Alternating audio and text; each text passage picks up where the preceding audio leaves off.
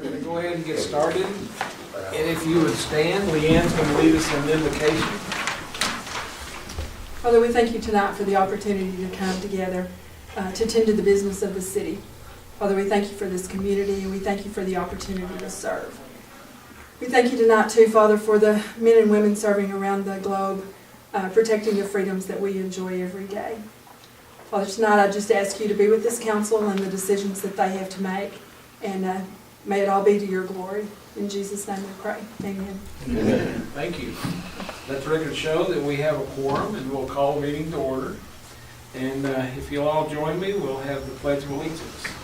I pledge allegiance to the flag of the United States of America and to the republic for which it stands, one nation under God, indivisible, with liberty and justice for all. Thank you. You may be seated.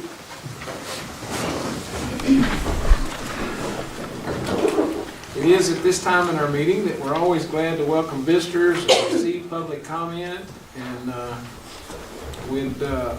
Gil, we'd like to say thanks for you being here tonight. Mr. Fields, it's good to see you. We'll give you some time on our agenda here in just a little bit. It's always nice to have Slater. He'll be here in a minute. And, There he is. He has arrived. Yeah. It's good to have the staff here tonight, and I'm going to let the chief introduce our new law enforcement officer. Hey, Council Manager. We have a new officer starting with us. Actually, he's already been working with us a week. This is the second week on duty. Eric Grewell. As you can see, his name does fit. He's not one of our usual officers we hire. He's got some maturity on him, and we're looking forward to seeing what he's got to bring us. Now, we'll let him do some more speaking to you. If you have any questions, he's yours. Once again, my name is Eric Grewell. Spent 15 years in the Air Force, and when I got out in 1998, my original intention was to go be a police officer in New Orleans. Sadly, life had other ideas for me at the time and had to go a different route. I went into production, manufacturing, and production management. But about 6 years ago, I was fortunate enough to meet somebody online who was involved in law enforcement, and where I had thought originally that it was too late for me to pursue this goal, she told me that it wasn't quite the truth, and so I joined the SPAG Academy and graduated in July, and here I am. I must say I've been looking, from the first time I went into the academy, I was looking for a town like this. My other job brought me through the Muleshoe area 2 or 3 times a week, and I always just had a good feeling driving through here. And my best friend in the academy works here, and I called him up one day and asked him to meet for lunch, and about 3.5 weeks later, here I am. And I can't tell you how glad I am to be here. That's great. Glad to have you. Welcome. Yes. It is good to have you. We're glad that you decided to pick Muleshoe to locate, and it's good to have you in the city family. Thank you. Anything we can do for you, you let us know. I appreciate that. Thank you. All right. If there's anyone in the audience that would like to make any public comment at this time, we'll open the floor for that.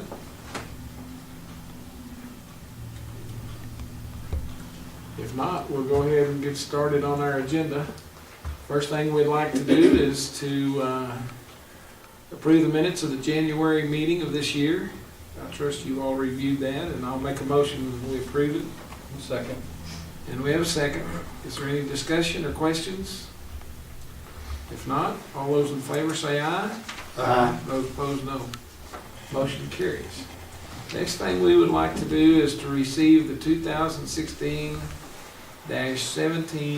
Audit Report from Mr. Fields, and we're going to turn it over to you. Everyone should have a copy of the audit. If you'll turn over to the table of contents, let me just briefly go through the information in the financial statement. We'll go through the basic statements very briefly, and I'll answer any questions you might have concerning those. As you look at the table of contents, under the financial section, you'll see the independent auditor's report. That's my report back to you as a council. We'll go through tonight. The next thing you have is your management discussion and analysis. give you a comparison of the last 2 years and a description of that prepared with your staff, with our help. And again, it's going to be on the government-wide statement basis, so we won't go through that tonight. Encourage you to read through that when you have time. The basic financial statement is what I issued my opinion on, as we'll talk about in just a moment. We'll briefly look at those statements, everything except the notes to the financial statement, to give you additional information concerning the city and the financial statements themselves. The required supplement information, as you see, when you see that is required by the Governmental Accounting Standards Board, it's required information that's required to be in the statements themselves. Under the budget comparison, you'll see your general fund and the economic development. It'll give you the beginning and ending budgets compared to the actual expenditures that we have that are required to be there because they are major funds as defined by governmental accounting standards.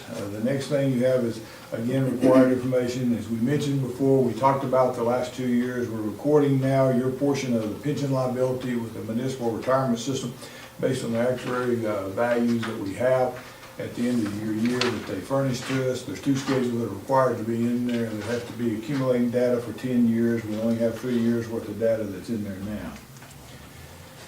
If you would, turn with me over to page 1. Just look at my opinion, or my letter back to you as a council. The first paragraph, that's what we went through the it makes reference to the financial statements we just went through. It says that the basic financial statements is listed in the table of contents. The next paragraph says the responsibility of financial statements, that your management is responsible for those financial statements. The next is the auditor's responsibility. It says my responsibility to express an opinion on the financial statement. And those standards require that I plan to perform the audit, obtain reasonable assurance about whether the financial statements are free of material misstatement. The next paragraph talks about that I gather audit, you gather audit information for the procedures to obtain evidence about the amounts and disclosures in the financial statement. As I do that, I try to do it the most economical way, that when we design procedures to be done, we look at your internal controls when we design those procedures, but we do not do a detailed study of your internal controls, so therefore there's no opinion issued on your internal controls. The last paragraph is the opinion paragraph that we have, and it says that the following financial statements present fairly in all material respects the financial position and the change in financial position and cash flow of the city of Muleshoe as and for the year ending September 30th of 2017, according to the generally accepted accounting principles. So we call it an unmodified report. That's what you as a council want. That's what the debt people that we have that we send the information to as far as your financial statements are concerned. You'll turn the page. The other required information that we went through in the table of contents, and make reference to that, is not required as part of the basic financial statements, but still compare that information to the basic financial statements to make sure it's consistent with that information. Any questions that you might have concerning my report? If not, let's very briefly look at page 11. If you'll turn over to page 11. The first 2 statements that we have is our government-wide statements. And we talked about the government-wide statements. We take all your fund types and we combine those together. We add fixed assets and we record depreciation, record all the liabilities in those just like any other business enterprise. It's also in these 2 financial statements that we record your pension liability that we talked about. That we have. We adjust your fund statements that you do your budgeting, that you get your monthly reports for, back to the financial statements that we have here. As we look at those, basically you look, the assets are going to be, I think, self-explanatory, except for the capital assets. Again, they're recorded with depreciation. We have our deferred outflow of resources, and we'll have deferred inflow of resources contained. Both of them, most of that is concerning your pension plans, where we paid things in advance or accrued things that are required to be reported in this particular fiscal year. Liabilities are going to be the amount that you owe, the city owed. Under non-current, you got that that's due within 1 year, the ones that do more than 1 year in your pension liabilities. Under your net position, your net investment in capital assets is going to be the difference in your capital assets less the debt that you have concerning those assets. The remaining portion, you'll see the restricted portions of the balances that we have as for our funds that are restricted legally for money to be used for specific purposes, and then you'll see our unrestricted balances, our deficit that we had at the end of the year, September 30th. You'll turn the page with me, we'll go to look briefly at 12 and 13. Page 12 and 13 is our statement of activities. Again, it's going to be your government-wide statements. We're going to take your information according to each one of our governmental activities and adjust those for the adjustments that we mentioned for depreciation and capital expenditures that we had in each one of those. You'll see the difference in the water and sewer for the year. The far right-hand column, as we talk about every year, is to show the cost of each one of your governmental activities to the public. All the tax revenue at the bottom of the page is not allocated to each one of those. So therefore, you'll see that we had a decrease in our for this year in our governmental activities and a small increase in our business activities, which is our water and sewer fund. Comes back to your ending net position that we had in the prior statement that we talked about. Any questions concerning those two statements? Those two statements basically are for accounting purposes. The next statement that we have on page 14, our balance sheet, government-wide funds. This is the way that you maintain your books and records. This is the way that you budget, and it shows in your monthly reports that you have.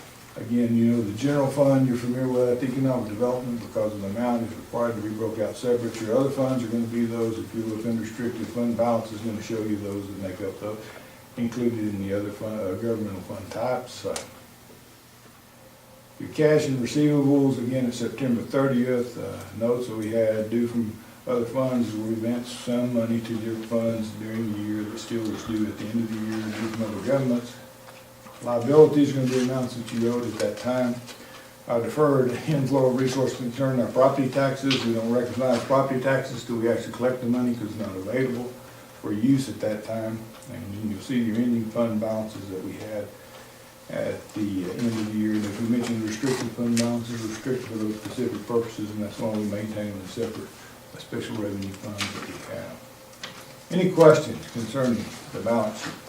If not, page 15 is going to explain to you the differences in the two funds that I've already talked about. So let's briefly look at page 16 that we have. It's going to show you the statement of revenue, expenditures, and change in fund balance. It's going to show you the operations for your year ending September 30th of 2017. Same description of our funds that we have. I think you're familiar with the revenue and expenditures that we have. Again, the capital expenditures for the year are shown in here in the year that you actually purchased those as compared to the others that we mentioned.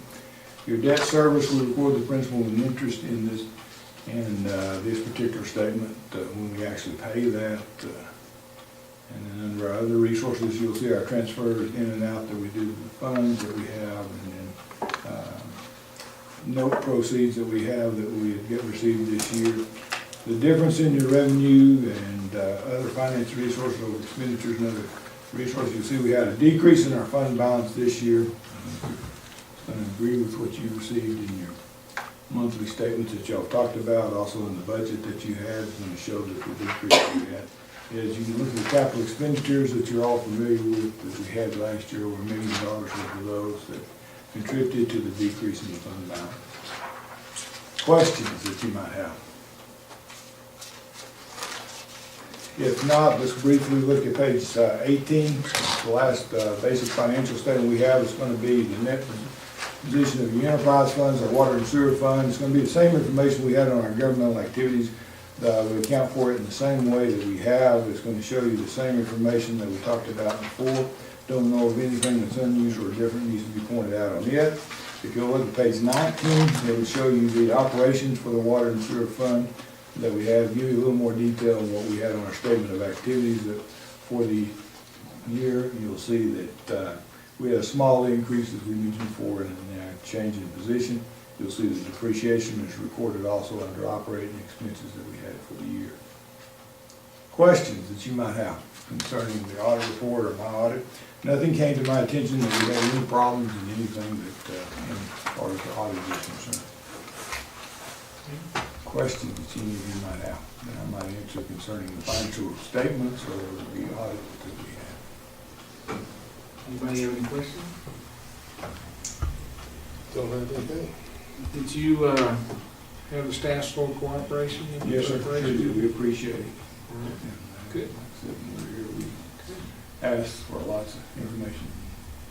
Are you available by appointment if we have questions? Yes, sir. Tonight? If you got any questions as you go through there, feel free to come by. Y'all all know where I'm at, and also give me a call. Been through with your staff, they'll be able to explain some of it to you also. Right. Okay. Thank you. Thank you. Appreciate it. Appreciate y'all. What, if anybody has any questions, we'd like to, I'll make a motion that we receive this report. Second. And we have a second. Is there any questions? Not, all those in favor say aye. Aye. Those opposed, no. Motion carries. And, Mr. Field, we sure do appreciate you doing that. Thank you. We hope you'll consider doing that again next year. Appreciate it. All right, thank you very much. Okay.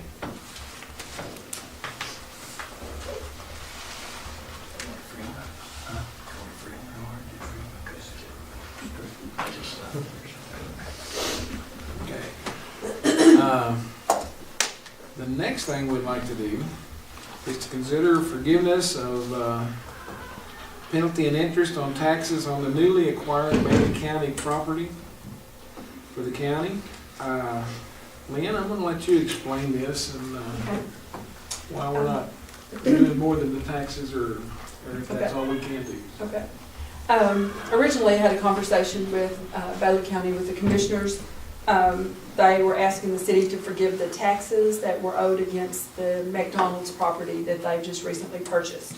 I felt sure at the time that the council would be happy to take that consideration in mind.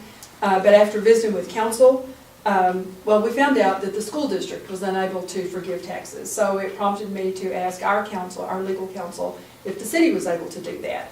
And they advised me that no, that's not legal, that the state constitution and the tax code doesn't allow for us to do that. But that we are able to, if council chooses to, is to forgive the penalty and interest that's added, that actually just was added this month. February, those taxes became delinquent. So that amount is $120.21. So that would be for council to consider if you would want to forgive that amount. The motion that we forgive that amount. I'll second. We have a motion and a second. Is there any discussion? If not, all those in favor say aye. Aye. Those opposed, no. Motion carries. I think that's a great thing that the county went ahead and did that, and if they'll be able to take that property and convert it to an ambulance station. So I think they'll be able to make great use of that property. I think it'll look a lot better when they get through with it. So, Were they the only party that was interested in that property? To my knowledge, I think they were kind of down to the wire. I think there might have been some other folks, but they believe that this property would meet the needs, that they've been looking for property for quite some time.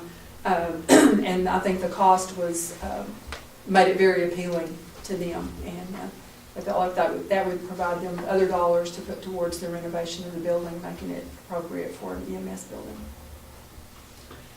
I understand that there were other parties that were interested in the property, but the property owners actually gave the county a time limit to make that decision at that certain price that they gave for it. So.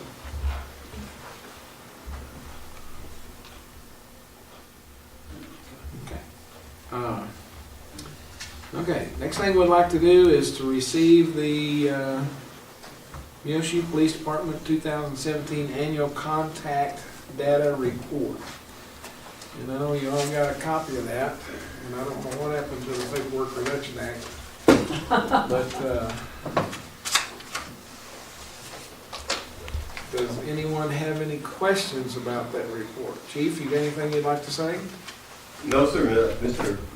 Carl always does a fantastic job for us. He's doing the one for the state as well, so we sure appreciate it. Takes a lot of headache off of us. Leanne, you have any comments? No, sir, I think it is what it is. You know, he takes the information and compiles that report and to present to y'all. There were two things that I got out of the report that kind of struck home, and one of them was that I believe the percentage is like 96% of the contacts from the police department were contacts that they had no idea who they were when the contact was instigated. And to me, that's a good thing. That eliminates a lot of profiling. The other thing was that in the report it said you were doing a good job. Yes, sir. We appreciate all the hard work and the dedication from the department. Thank you. It just took a whole lot of paperwork for them to tell us that. Yeah. So, anybody else have any questions or comments? Make a motion, we receive that report. Second. We have a motion and a second to receive that report. Is there any other discussion or questions? If not, all those in favor say aye. Those opposed, no. Motion carried. Next thing we'd like to do is to consider ordinance number 0504-0218 that involves an ordinance concerning structural standards to be adopted by the city. Little cleanup work. A little cleanup work, and some housekeeping. The structural standards ordinance that we had was adopted in 1997. This is what addresses dilapidated buildings, problem structures in the city. So the adoption of this ordinance would bring us up to date with state law. Been a lot of changes as a result of the courts and the legislature responding to the courts in the last 4 years. So it's a good time to get this done. When you say dilapidated buildings, like just a building with a roof that's leaky, or do you mean structurally unsound, or what do you? Ramon, you want to address that? He's our building official. Well, it kind of depends. This ordinance addresses anywhere from substandard buildings to heating, the requirements, what's needed under code of the city of Muleshoe. I think more probably along the lines of what you're asking about is when it gets into significant, for lack of a better term, interference by the government in somebody's personal property is when we do have a dangerous situation or situations that could lead to dangerous situations, such as it's not secured, we have broken windows, we have access for people that don't need to have access to it, as that part of it. You know, the ones that we are normally seeing in towns like Muleshoe is when you're seeing buildings leaning, when you're starting to see brick off of the top of a old commercial building starting to fall down into the street. Lots that had, you know, wooden skeletons, for lack of a better term, as those have rotted out, and it doesn't snow or rain in this part of the world anymore, but if it did, you see those roofs, those flat roofs collapse, and you'll look in those buildings and it'll just be grass growing. So those are the kinds of things we're looking at. We had one that we were working on in a neighboring town the other day, and there were huge holes that had been cut out of, it wasn't secure, and there were huge holes that had been cut out of the second floor. So if, I mean, you walk through in the dark, I mean, you'd literally fall, you know, to the front. But it's looking at electrical problems, and there's a whole process that requires administrative search warrants and different things. There's a tremendous amount, and probably too much protections for homeowners after what they call the Stewart case out of Dallas. Texas is a property rights state, and they're gonna make you do it over and above.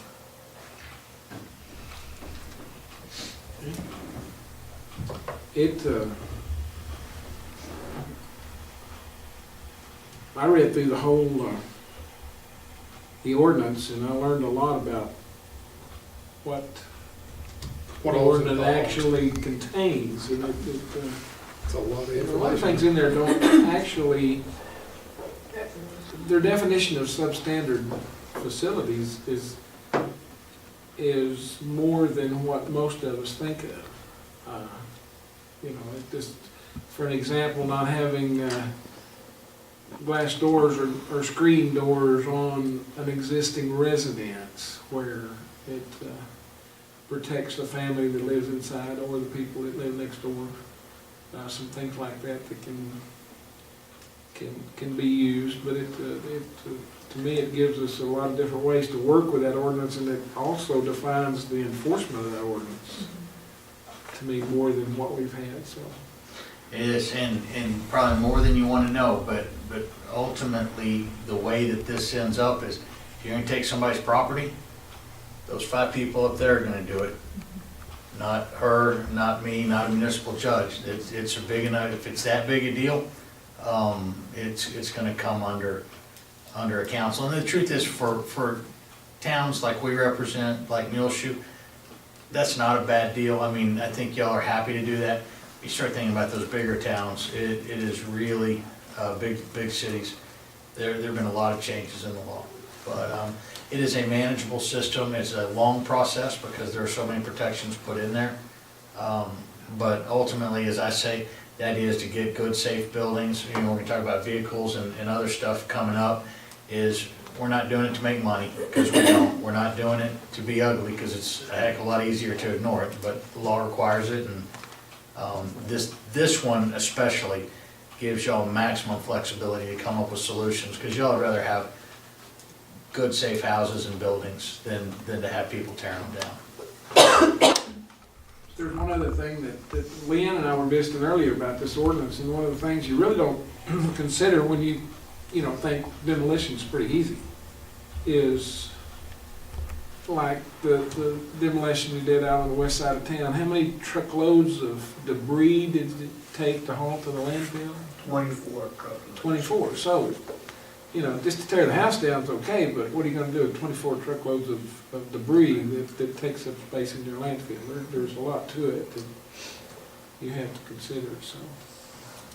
And they are houses that if people had the money to pay you to haul 24 loads away, they would have had the money to have fixed up their house. And I was working on one for y'all today, and just figuring out who owns these properties that have been through lawsuits and medical liens and deaths of children, and they're into grandchildren and nieces and nephews. I mean, that in and of itself is tremendously difficult, so. Nobody really wants to step forward, do they? Nope, when you say, who owns this house? And if you answer yes, you owe money, and they all step back. Any other questions? I'll make a motion that we approve ordinance number 0504-0218. Second. And we have a second. All those in favor say aye. Aye. Those opposed, no. Motion carries. Next thing we'd like to do is consider ordinance number 0505-0218 that pertains to abandoned and junk vehicles. I'll let you talk about that one too. Again, council made it clear to me early on that this is something that you wanted us to address. I think we've made some significant progress there, but we also know that there are more. Seems like for every one that we get moved, 2 pop up. So adoption of this ordinance would streamline our procedures for the abatement of those vehicles and then bring us up to date with state law. So we've had several conversations about that. Code enforcement, police department, public works, myself, trying to get this worked out, and also the judge's office. And we feel like with the help of council that we've been able to come up with some good procedures that will streamline that process for us. Okay. Any questions? Make the motion, we adopt that ordinance. Second. We have a motion and a second to adopt that ordinance pertaining to abandoned and junk vehicles. All those in favor say aye. Aye. Those opposed, no. Motion carried. Next thing we'd like to do is consider ordinance number 0506-0218, approving the Atmos Energy RRM Tariff. Here we go again. Yes. This actually is with Atmos Energy rather than Excel that you've been used to hearing about here the last several months. In essence, approving this ordinance of the revised rate review mechanism tariff should result in a rate reduction of about $3.1 million for West Texas cities. As you know, from time to time they come back to us with rate review. Our concern is the rates that the citizens who live inside the city limits, what they pay. So adopting this ordinance will meet those requirements for this, and like I said, it should result in some rate reduction. Good thing. Yes, sir. Oh, oops, let's do that. Okay, I'll make a motion, we approve that ordinance. Second. And we have a second? Any other discussion? If not, all those in favor say aye. Those opposed, no. Motion carries. Next thing we'd like to do is consider resolution number R736-0218. It pertains to the home grant application. And this is another application. It's another application. If y'all remember, council adopted a resolution, we filed an application for the 2017 home grant. New funds for the 2018 home grant program have become available, and so we're asking you to also allow us to apply for those funds. And then whichever funds become available first are what we will use. But we're actually making application to both grants. I move we do that. Second. We have a motion and a second to approve that resolution. Any other questions? If not, all those in favor say aye. Those opposed, no. Motion carries. Next thing we'd like to do is to consider election services contract with the Muleshoe Independent School District to help with the election this spring. Yes, sir. This is the same election services contract y'all have seen in years past. Several years ago, it was a decision between all the entities that it would be to the voters' best interest if we all came to one location for early voting and for election day. And so the city secretary's office administers the elections for the school, the hospital, sometimes the water conservation for that election, and then also for the city. And we do believe that it serves the citizens well, one location for all the voting. We appreciate the city volunteering and using it to assist in that simplicity for the community. Makes Just it another easier. way that we can serve. I'll make a motion that we approve that election service. Second. We have a second. All those in favor say aye. Aye. Those opposed, no. Motion carries. Now we'd like to do the same thing with Muleshoe Area Hospital District. Yes, sir. It's the same exact contract. Make a motion, we approve that. Second. We have a motion and a second to approve that contract. Any other discussion? If not, all those in favor say aye.